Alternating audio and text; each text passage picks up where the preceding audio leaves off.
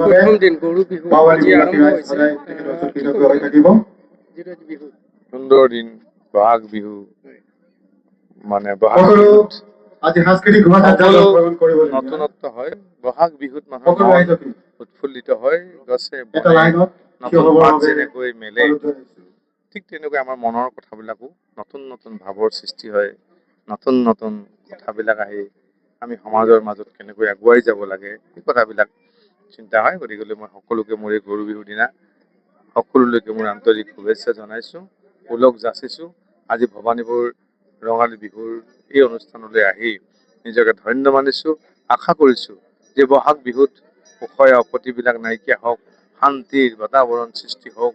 এইখন বৰ অসমত বিহুৰ সংস্কৃতিয়ে বিভিন্ন জাতি জনগোষ্ঠীক একত্ৰিত কৰক আৰু আমি সকলোৱে মিলা প্ৰীতিৰে যাতে এইখন অসমত বসবাস কৰিব পাৰোঁ তাৰে প্ৰতি মই ভগৱানৰ ওচৰত প্ৰাৰ্থনা জনাইছোঁ।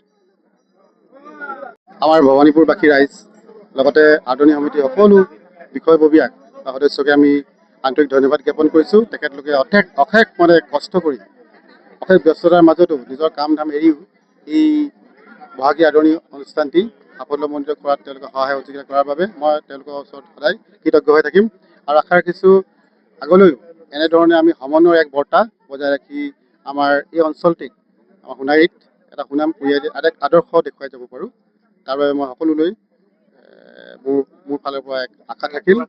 আৰু আজিৰ কাৰ্যসূচীত আছে এই বৰ্ণাঢ্য বাৰেৰহণীয়া আমি সাংস্কৃতিক শোভাযাত্ৰা এটা আৰম্ভ কৰিবলৈ। ইয়াৰ বাবে আমি ওচৰে চুবুৰীয়া সুদূৰ নাগালেণ্ডৰ এটি দলক আমি আমন্ত্ৰণ জনাইছিলোঁ। তেখেতো আহি উপস্থিত হৈছেই। সুদূৰ গোৰ্খা সন্মিলনৰ গোৰ্খাৰ এটি দলো তেওঁলোকো সাংস্কৃতিক দলটি আহি উপস্থিত হৈছেই। আৰু বাগানৰ পৰা আমি এটি ঝুমুৰৰ দল আমি আমন্ত্ৰণ জনাইছিলোঁ। তেখেতলোকো আহি উপস্থিত হৈছেই। ওচৰ চুবুৰীয়া আমাৰ গায়ন বায়নৰ এটি দলকো আমি আমন্ত্ৰণ জনাইছিলোঁ। লগতে হুঁচৰি দলটিকে নিমন্ত্ৰণ জনাইছোঁ শোভাযাত্ৰাত অংশগ্ৰহণ কৰিবৰ বাবে।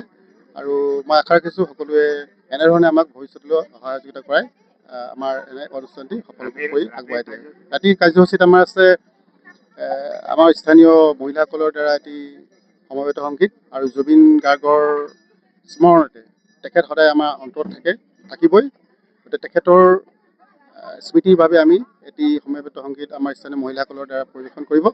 লগতে স্থানীয় মহিলাসকলৰ দ্বাৰা এটি জেং বিহু প্ৰদৰ্শন কৰিব। লগতে আমি আজি আমাৰ সাংস্কৃতিক সন্ধিয়াৰ মুকলি সভাৰ বাবে আমি আমন্ত্ৰণ জনাইছোঁ হাপেখাটি হাই ছেকেণ্ডেৰী স্কুলৰ অধ্যক্ষ মহোদয় শ্ৰী ৰবীন চন্দ্ৰ বৰুৱা। তেখেতো আহি উপস্থিত হ'বহি।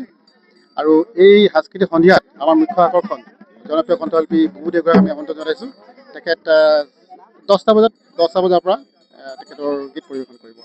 আশা থাকিল তোমালোকেও আহিবা, উপভোগ কৰিবা। ধন্যবাদ।